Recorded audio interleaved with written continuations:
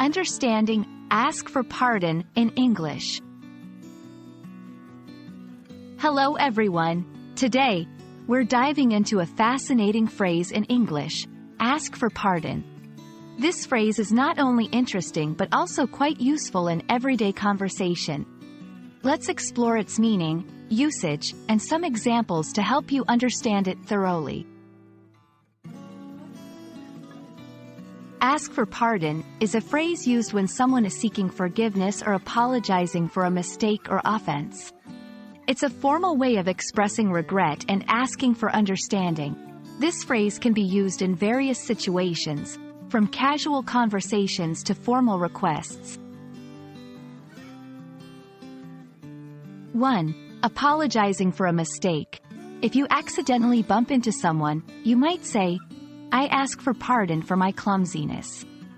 2. Formal situations. In a business meeting, if you didn't hear someone properly, you might say, "I ask for pardon. Could you repeat that?" 3. Asking for forgiveness. After a disagreement, you might say to a friend, "I ask for pardon for my harsh words earlier."